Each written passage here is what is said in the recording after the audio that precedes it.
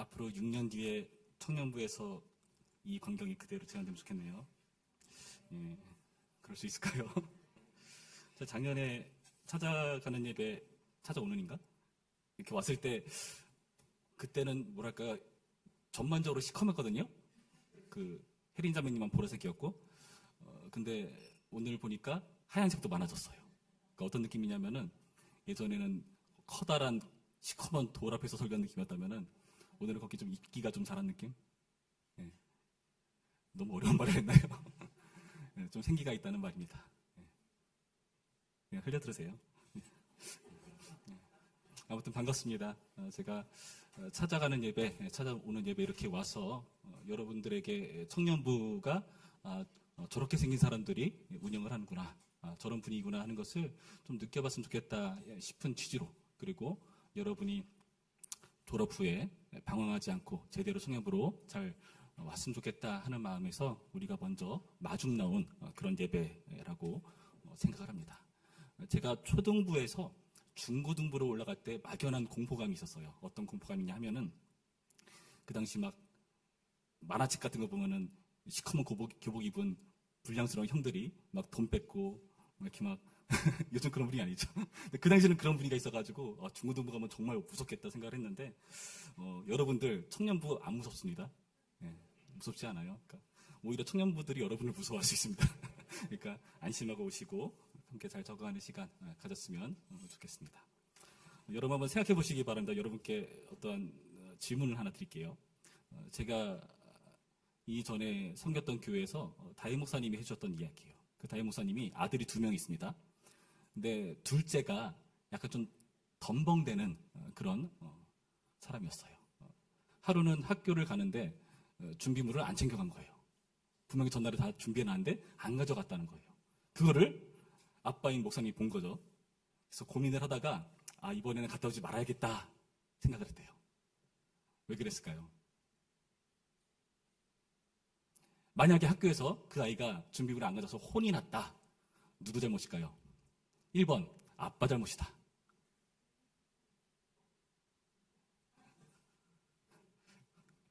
2번 그 아이 잘못이다. 3번 이 모든 것을 모르고 있는 엄마 탓이다. 4번 쓸데없는 준비물 준비하게 한 교육제도 탓이다. 있네요. 설교 끝날 때쯤에 뭐가 답인지 한번 고민해 보도록 하죠. 제가 처음 사역지에서 초등부를 맡았거든요. 그 초등부는 전원교였습니다. 주변이 다 풀밭이었어요. 아이들이 오기 힘든 산 위에 있으니까요. 오기가 힘든 그런 동네였는데 주일에 한 번 오면 어떻게 되죠? 부모님 차 타고 와서 하루 종일 거기 갇혀 있어야 되는 거예요. 나가서 놀 만한 데도 없고 그러니까 거기 있어야 되는 겁니다. 부모님 차 타고 가야 되니까 뭐 얘네들이 운전할 수 있어요, 뭘 할 수 있어요. 거기 있어야 되는 거죠. 저는 초등부 담당자로서 막 이 예배실 만한 에어바운스를 매주마다 설치를 했어요. 거기서 막 놀기 하고 아이들이 하루 종일 교회에 있으니까 교회가 어떻겠습니까, 여러분? 활기가 넘쳤겠죠, 그렇죠? 근데 좀 부정적인 쪽으로는 초등부실이 어떻게 됐을까요? 난리도 아니었습니다. 근데 그 아이들은 예배 끝나면 다 사라져요. 누가 치울까요? 제가 치웠습니다. 하루는 치우고 있는데 너무 화가 난 거예요. 제가 열심히 치우고 있는데 이걸 보고 있는 이 사람들이 심한 말이 나갈 뻔했네요. 이 아이들이 막 놀고 어질러피는 거예요. 제가 치우고 있는데. 제가 너무 화가 나가지고 불렀습니다. 야, 일로 와봐. 야, 이거 누가 이렇게 했어? 아이들이 뭐라 그랬을까요? 제가 안 그랬어요. 제 목구멍 여기까지 어떤 말이 나오고 싶었냐면은 나도 안 그랬거든. 근데 나는 치우고 있다. 그런 말이 나오고 싶더라고요. 여러분, 사람들은요 자기가 어질러듣고 치우는 것에 대해서 굉장히 그 개념이 없는 경우들이 있다고 생각을 해요. 물론 그 아이들이 치우지 않았을 수 있겠죠. 그러나 누군가는 그 어질러진 자리를 수습하고 치워야 됩니다. 과연 누가 수습하고 치워야 되겠습니까? 여러분은 집에서 어떤 사람입니까? 친구들과의 관계에서 여러분은 어떤 역할을 맡고 계십니까? 오늘 본문을 보시면 그 주어진 책임을 감당하지 않아서 곤란한 상황에 놓이게 되는 그런 어처구니 상들을 보는데요. 오늘 본문을 보시면 유대 지도자들이 나옵니다. 1절 볼까요? 무리가 다 일어나 예수를 빌라도에게 끌고 가서 고발하여 이르되 우리가 이 사람을 보매 우리 백성을 미혹하고 가이사에게 세금 바치는 것을 금하며 자칭왕 그리스도라 하더이다. 여기 나타난 무리란 그 앞에 그 내용들을 살펴보면은 그 백성들의 장로들을 말해요. 그러니까 우리 교회도 장로님들이 계시죠. 그러니까 그 사람들을 그 종교를 대표하는 지도자들을 말합니다. 그래서 대제사장들, 서기관들 그렇게 대단하신 분들이 모여 있는 자리입니다. 이들이 모여서 뭘 한다고요? 일어나 예수를 빌라도에게 끌고 갔다. 그 당시 이스라엘은 로마의 식민지 아래 있었습니다. 그래서 그 당시 유대를 통치했던 총독이었던 이 빌라도에게 끌고 와서 고발하는 겁니다. 어떻게 고발하죠? 이 백성을 비옥했다. 그 내용이 뭐냐? 가이사에게 세금 바치는 것을 금했다. 가이사는 당연히 로마의 황제겠죠. 그렇죠? 그에게 세금 바치는 것을 금했다. 그 다음 말이 뭐죠? 자칭 왕 그리스도라 하더이다. 여러분, 이 말은요 사실 거짓말입니다. 예수님께서 가이사에게 세금 바친 것을 금하지 않으셨어요. 가이사 건 가이사께 바치고 하나님 건 하나님께 바치라라는 말을 했어요. 이들은 그것을 이런 식으로 해석해서 주장하는 겁니다. 왜 그럴까요? 예수님을 위기에 빠뜨리기 위해서. 그리고 자칭 왕 그리스도라 하더이다. 뭐 맞는 말이죠. 그러나 여기서 일부러 왕이라는 용어를 일부러 사용합니다. 그들에게 더 정치적으로 자극적으로 다가게 하려고 이 단어를 굳이 선택해서 말하는 거예요. 여러분, 이렇게 말하는 이유가 뭘까요? 예수님을 죽이기 위해서라는 겁니다. 그렇게 하기 위해서 거짓을 동원해서 예수님을 위기로 빠뜨리고 있다는 겁니다. 그런데 생각해 봅시다. 이들이 왜 직접 예수님을 죽이려 하지 않았을까요?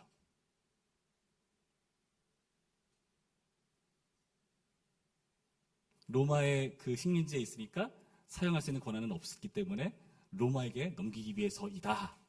그렇게 볼 수도 있습니다. 뭐 거기 나타난 법과 질서상으로 맞는 말이긴 해요. 그러면 사도행전의 스데반 집사는요? 돌로 쳐 죽였는데 맘만 먹으면 죽일 수 있어요. 근데 왜 죽이지 않았을까요?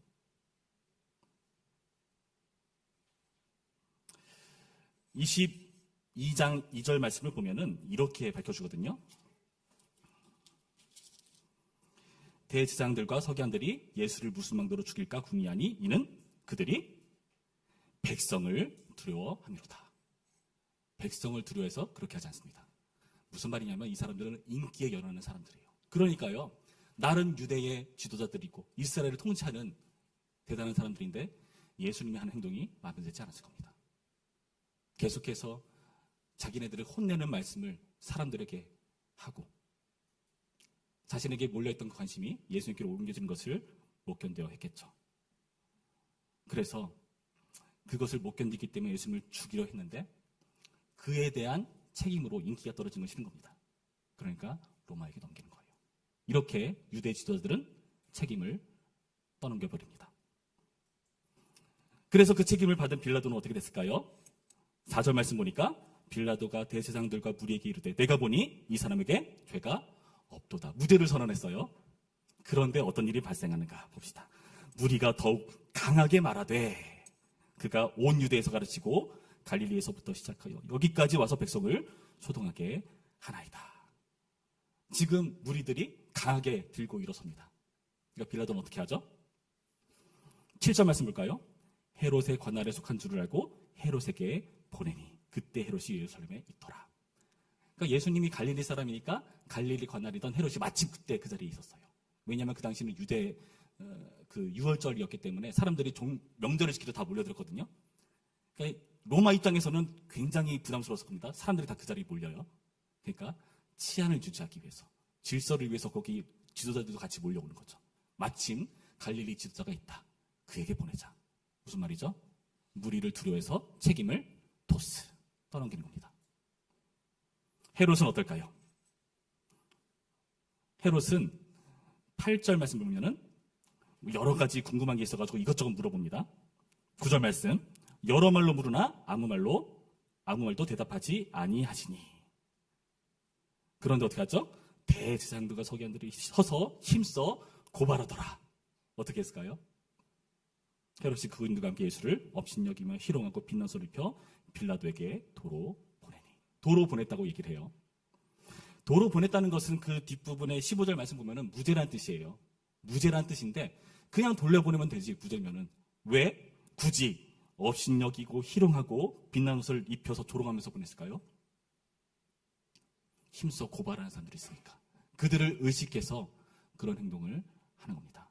그러면서 도로 돌려보냈다. 결국 누가 떠안죠? 빌라도가 다시 떠안습니다. 지금 예수님에 대한 그 책임을 다 어떻게 하죠? 사람들이 다 여기로 떠넘기고 저기로 떠넘기고 계속해서 사람들을 의식해서 하는 행동인 것을 여러분 보시기 바라요. 누구랑 비슷하죠? 여러분 어떻습니까? 여러분도 제가 안 그랬어야 하는 스타일인가요? 여러분도 여러분의 평판과 인기와 그 여러 가지를 의식해가지고 자신을 포장하죠. 괜찮은 사람이냐. 저는 여러분 나이 때 그랬습니다. 집에서는 어머니를 부를 때 엄마 이렇게 불렀어요. 근데 밖에서는 어머니라고 했어요. 왜 그랬을까요? 왠지 그렇게 하니까 더 어른스러워 보이고 좀 세 보이잖아요. 나름 약해 보이지 않고. 여러분, 우리는 사람들을 의식해서 이런 행동들을 할 때가 있다는 것을 여러분 생각해 보시기 바라요. 여러분들 어떤지 모르겠어요. 아침에 여러분 스스로 일어났나요? 만약 여러분이 못 일어났어요? 아니면은 여러분 바쁜 사정이 있어서 못 나왔어요? 당연히 선생님이 전화를 하시겠죠. 너 어디야? 뭐라고 대답받겠습니까? 엄마가 안 깨웠어요. 그렇죠? 또 뭐라 말할까요? 차가 막혔어요. 또 뭐라 말할까요? 그냥 대꾸를 안 하겠죠. 뭡니까? 책임을 회피하는 겁니다. 내가 안 한 것처럼. 근데 여러분이 굉장히 강해지는 때가 있어요. 언제냐? 여러분의 이름이 드러나지 않을 때. 게임 속 세상. 그렇게 센 사람이 없어요. 이미지를 상상하면 무슨 엄청난 무슨 용사가 있는 것처럼 강한 사람이 돼가지고 막 쏘아붙이는 그런 강력한 사람이 됩니다. 자기가 드러나지 않을 때 말이죠. 뭡니까? 책임질 필요는 없거든요. 그러니까 그렇게 숨는 겁니다. 여러분, 그런데 이렇게 억울하고 힘든 상황에도 불구하고 예수님께서는 어떻게 하셨습니까? 예수님께서는요, 그 억울한 상황 속에서 3절 말씀 보시면은 빌라도가 예수께 물어 이르되 내가 유대인의 왕이냐? 대답하여 이르시되 네 말이 옳도다. 좀 다르게 말할 수 있잖아요.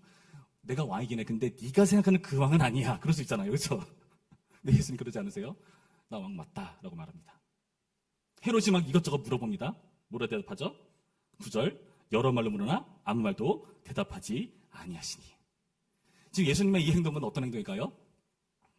죽으려고 작정하신 행동이죠.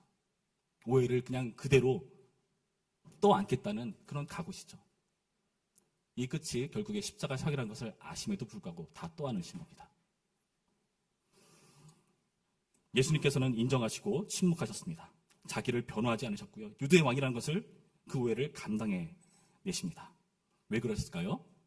그렇게 해야 우리의 모든 죄악을 그분이 떠안으셔서 스스로 죄인이 되셔서 십자가로 죽으시는 거거든요. 그렇게 해야 하나님께 대한 우리의 죄악의 문제들이 해결이 되기 때문에 그렇습니다. 예수님께서는요, 자신이 죽으심으로, 자신이 죄인이 되심으로 이 모든 책임을 감당하셨습니다. 여러분에게 다시 묻겠습니다. 아까 그 중기군 안 챙겨 간 그 친구, 아빠 잘못이다. 그 친구 잘못이다. 아니다, 엄마다. 아니면 교육제도다. 하나님 탓이다. 여러분 누구 탓을 하시겠습니까? 여러분 예전에 한 10년 전쯤에 세월호라는 아주 굵직한 사건이 있었죠. 그때 세월호를 통해서 수많은 여러분 또래 학생들이 희생당했습니다. 그때 그 부모님들이 난리가 났죠. 그래서 부모님들이 상담을 통해서 하는 말이 뭐냐면은 내가 그때 그 아이를 보내는 게 아니었는데 내가 그때 걔네들을 보내는 바람에 얘네들이 죽게 되었다. 그렇게 말합니다. 왜 그럴까요? 그 부모님도 잘못인가요? 그런데 왜 부모님들은 스스로 내 잘못 때문에 그들이 죽게 되었다라고 말할까요? 여러분 명심하시기 바랍니다. 가슴에 새기세요. 더 사랑하는 쪽이 죄인이 됩니다. 가장 사랑하는 사람이 죄인이 됩니다. 여러분 연애한 사람 있습니까? 자주 싸웁니까? 안 하시는군요. 더 사랑하는 쪽이 죄인이 됩니다. 여러분 이 말씀을 꼭 명심하시기 바라요. 예수님이 그렇게 하셨습니다. 그런데요, 우리는 죄인이 되기 싫어요. 그래서 어떻게 하죠? 내가 죽지 않기 위해서 남을 죽이는 식으로 갑니다. 사람들은 그것을 강하다고 여기는 것 같아요.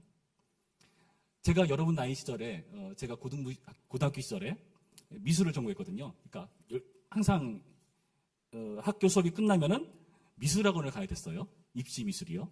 대학을 가야 되니까. 그런데 제가 시력이 좋은 편이 아니라서 항상 앞자리에 앉았었는데 어느 날 선생님께서 그 예체능 하는 친구들을 모아가지고 뒤쪽에 따로 앉히더라고요. 제 옆에 있는 친구 보면은 막 머리를 노랗게 물들이거나 무섭게 생기거나 그 애들이 제 주변에 이렇게 막 진을 치고 앉은 거죠.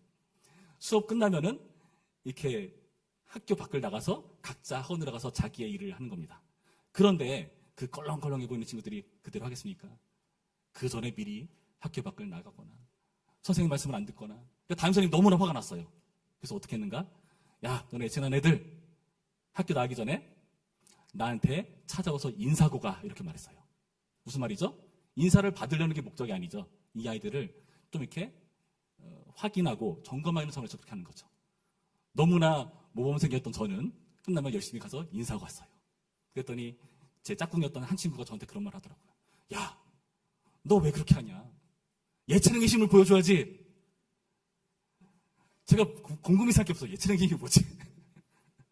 제가 뭐라 대답했을까요? 야, 예체능의 힘이 담임 목사님이래. 담임 선생님 말씀 안 듣고 그렇게 치는 게 예체능의 힘이냐? 라고 말했습니다. 여러분, 악한 게 강한 게 아니에요. 세상은 악한 걸 강하다고 생각합니다. 악하다는 것은 힘을 행사하지 않는 곳에 힘을 행사하는 것을 악하다고 하는 거예요. 근데 수많은 사람들이 그 악한 것을 당연하게 생각합니다. 내가 힘이 있으면은 그걸 행사하는 걸 당연하게 생각해요. 여러분 열심히 공부하는 목적 뭐예요? 훌륭한 사람 되기 위해서. 여러분 훌륭한 사람 돼서 뭐 할 거예요? 여러분의 유익을 위해서 다른 사람을 힘들게 하는 일을 벌이려고 한다면은 여러분 그거 결코 강한 일이 아닙니다. 사자 들어간 직업 하고 싶으십니까? 사자 들어간 직업은 사명이 있어서 해야 돼요. 사장, 의사, 변호사, 돈 보고 하는 거 아닙니다. 돈 보고 하면 여러분 분명히 여러분 상대방을 여러분의 강한 걸로 짓누를 겁니다. 사명 가지고 하는 겁니다. 남을 죽이는 게 그게 강한 게 아니에요. 그건 책임 회피입니다. 여러분 창세기 보면 라멕이라는 사람이 있었습니다. 이 라멕은요, 자기를 힘들게 한 어떤 한 소년을 죽입니다. 그러면서 라멕을 위하여는 벌이 77배다라고 말하면서 자신의 강함을 시로 막 이렇게 노래로 만들어요. 악한 걸 강하다고 자랑하는 거죠, 사람들에게. 그러니까 나한테 함부로 하지 마, 나 건드리지 마. 여러분 이 태도가 여러분의 SS 안에 담겨 있습니다. 여러분이 강한 사람이냐, 그럴싸한 사람이냐, 멋있는 사람이냐. 그러나 그것은 실체가 아니죠. 여러분 진짜 강한 건 뭘까요? 내가 죽는 게 강한 거예요. 내가 죽는 게 강한 겁니다. 부모님이 왜 강합니까? 자식을 위해 희생하기 때문에 강한 겁니다. 여러분 예수님이 왜 강하십니까? 우리를 위해서 희생하시기 때문에 강한 거예요. 여러분 매 시대마다 문제가 있죠. 문제가 없는 경우는 없습니다. 그런데 그 문제 때문에 희생하는 사람들이 생겨요. 근데 그 희생하는 사람 때문에 어떤 일이 발생하죠? 그 시대의 분위기가 바뀌죠.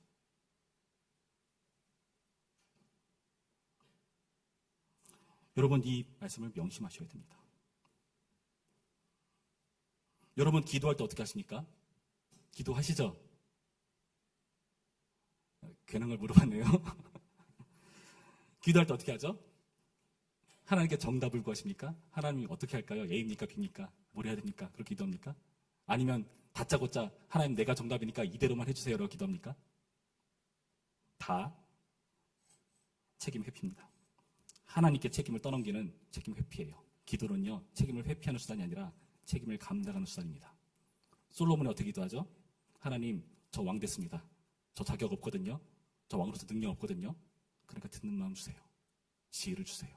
그래야 하나님께서 맡겨주신 백성들 내가 잘 통치할 수 있거든요. 하나님 말씀대로 통치할 수 있거든요. 여러분, 그게 강한 겁니다. 여러분, 제가 청년부 시절에 나름 회장도 했습니다. 청년부회 안에서 회의를 하는데 이 청년부가 좀 부흥했으면 좋겠는데 부흥이 잘 안 되는 거예요. 애들 시간 내기도 힘들고 모이기도 힘들고. 뭐가 문제일까? 같이 모여서 청년부의 문제에 대해서 함께 토론하기 시작합니다. 어떤 임원되는 친구가 이렇게 얘기를 해요. 우리 청년부에는 사랑이 없어요. 약간 토로하듯이 그렇게 얘기하더라고요. 저는 그 말을 듣고 갑갑했습니다. 임원 시간에 내가 전단 말이 우리 청년부에는 사랑이 없어요. 그 말을 할 게 아니라 사랑을 해야죠.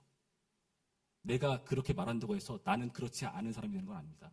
여러분이 교회가 불만이 있다, 불평이 있다, 여러분 가족 안에 여러 가지 불화와 문제가 있다, 그 가족을 욕하고 부모님을 탓하고 한다고 해서 여러분 그 문제에서 제외되는 게 아니에요. 비겁한 겁니다. 감수해야죠.